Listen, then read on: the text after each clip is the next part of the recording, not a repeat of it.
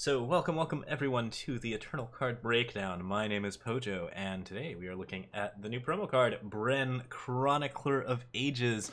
I hope everyone's super excited for this card, because I'm super excited for this card.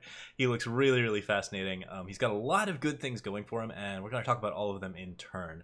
So Brenn is a 2-cost, 1/3 in Praxis colors. He is a Praxis Arcanum Mage, which is to say that he is a lore keeper, mage type person.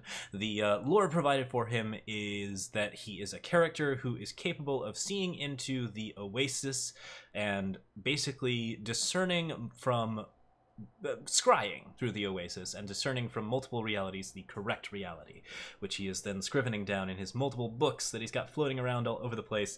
It's pretty cool. The art for him is awesome, and like, they actually provided a super huge copy. I'm very pleased with him. He looks great.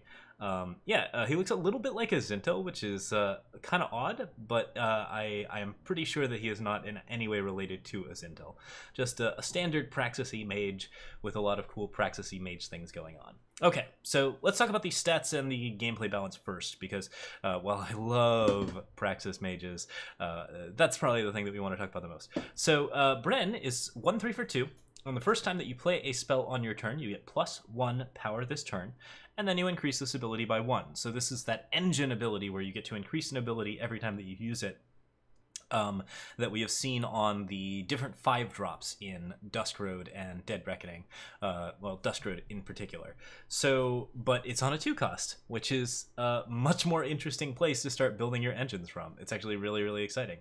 So what Brenn basically does is, if you like play, so as an example of how he works, if you play Brenn down on turn 2, and then you choose to like Trail Stories, you can cast a 2-cost card immediately, because it'll cost 1, and you'll have 1 extra power for playing the first spell of your turn. But like, if you, more likely the scenario is going to be you play Brenn on 2, then on turn 3 you torch someone and play a Reliquary Raider. Then on turn 4 you cast a Purify and play a Sandstorm Titan. Like that kind of thing, because essentially Brenn will give you extra power every time that you cast a spell, and if you're playing in Praxis, you'll probably be able to find some ways to cast spells. There's actually a lot of good spells in Praxis that are pretty good, especially early on. Torch is the most important one, but also Seek Power, Secret Pages, Find the Way, all very good cards that happen to like really help out sort of the strategies that Brenn most heavily enables. So this card definitely belongs, I think, most of all in like a Moment of Creation deck. But yeah, like, he's pretty interesting because he fixes a central problem with Praxis, which is that Praxis is very good at playing things one at a time. Basically, the main problem with Praxis is that all of its stuff is very big, very valuable, and very hard to cast all on its own. Like, if you want to play a Sandstorm Titan, that's your only thing for the turn. If you want to play a Dawnwalker, that's your only thing for the turn. You play this into this into this into this, and you've got one unit at a time.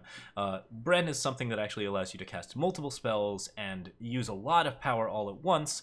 He is sort of like a ramp card, because he actually does ramp you if you are activating his ability multiple times.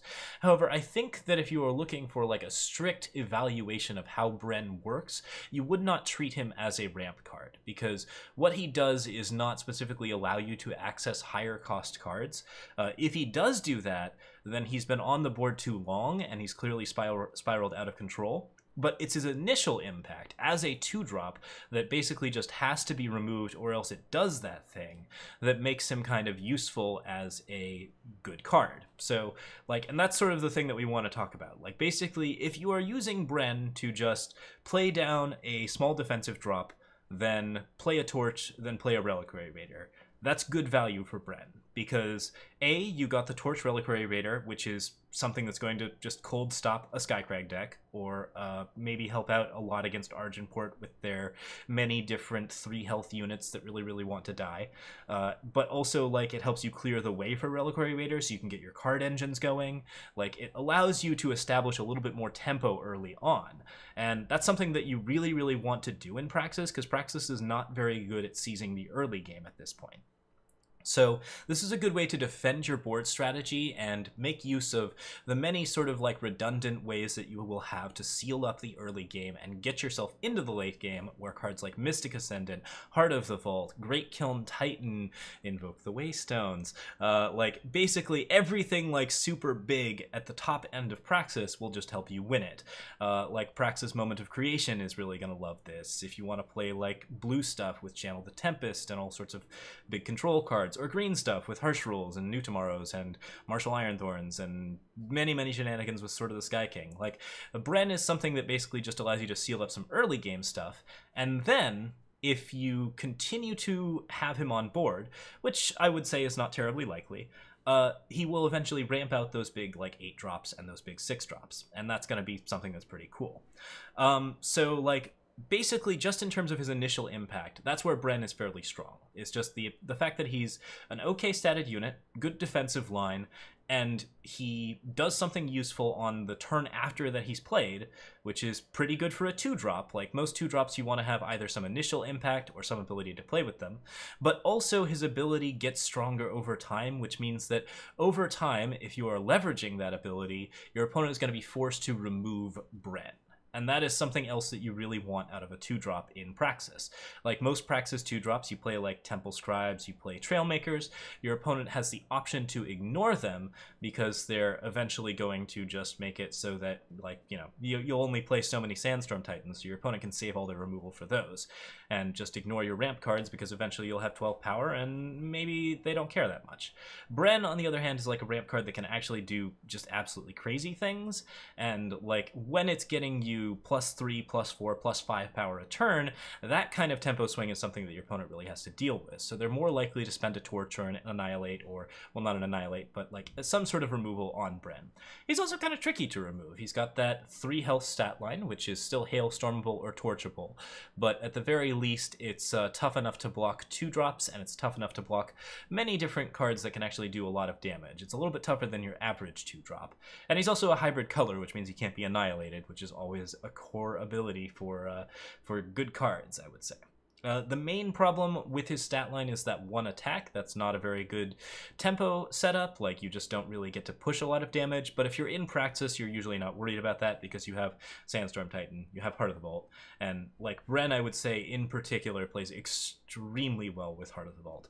The reason that he does play well with Heart of the Vault is because Heart of the Vault is a card that will draw you multiple cards, especially if you can warp it off the top, and also requires that you have a lot of power and that you're able to use a lot of power, but is also something that tends to like basically cost you your entire turn. So another cool thing that you could do with Brenn is play a Brenn, then play like a Seek Power or a Secret Pages or something along those lines. Just get yourself some power going, make sure that Brenn is at like a +2 or a +3, and then like on turn 4 or 5, just be like, okay, I'm going to play a Torch, I'm going to get 2 power back, I'm going to warp Heart of the Vault off the top. So while you're spending many different resources here, you're spending your cards pretty, like, a lot of cards on, like, sort of small spells, you get to get that value back with Heart of the Vault, and you also get to do that while influencing the board and creating, like, lots of small tempo opportunities. Torch plus Heart of the Vault is a good way to kill a lot of 5 health units that are pretty nasty. It's a good way to, like, pop Aegises and do other shenanigans. Like, you can do some stuff where Brenn can actually ramp things out, and that's pretty neat on his own. We're really in love with this card. I love Praxis shenanigans. There is a lot of places where he's probably not going to fit, and that's important to note. Like, he is not just strictly better than a Trailmaker, for example. Trailmaker, I would say, is almost strictly better than Brenn, just because Trailmaker is a lot more flexible and more likely to fit into different decks. But if you're playing in a spell-based Praxis deck, which there are some pretty good ones, Moment of Creation is the most important one, but I would suspect that Brenn will open up opportunities for other spell-based decks. That's where Brenn really shines. He's very, very strong on the ramp ability. He's capable of playing into some really, really big mid-range threats, even if you're just playing small spells like Torch, Purify, Secret Pages, like basically anything that is, Find the Way is actually the card I was thinking of, Seek Power, and yeah, like basically all of the little tiny cantrippy cards. Brenn can really do a lot of stuff with those, and so that's pretty exciting. We're going to be building some decks around Brenn pretty soon. I've actually been working on like a Trail Stories Invoke the Waystone deck, which kind of appropriately, it was very bad. It's going to be much better now. Because playing Brenn into Trail Stories just immediately gets you an extra +1 power and the ability to cast a 2-cost spell, so that's pretty cool. And then you get to just ramp Brenn a little bit faster, play Invoke the Waystones over and over again. Every time you play Invoke the Waystones on the first turn, you'll get a little bit of extra gas to play other cards off your Invoke the Waystone draws, including Heart of the Vaults and Shenanigans and other silly things. So we're going to build some decks around that and have some fun with that, and I'm pretty excited about it.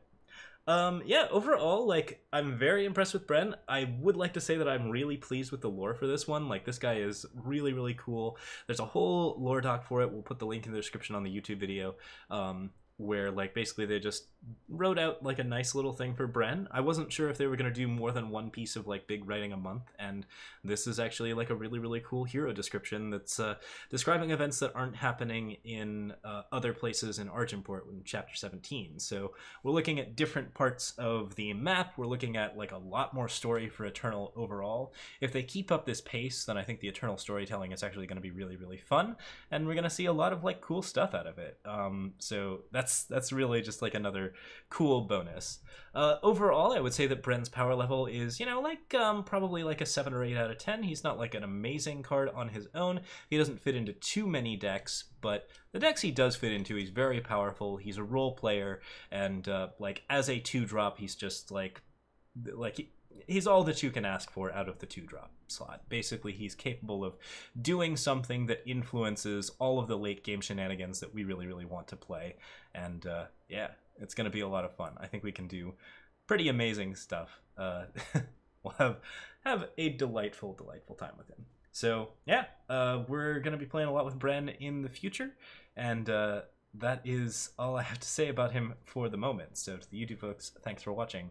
To the Twitch folks, let's see what we can do about this server downtime. Oh no.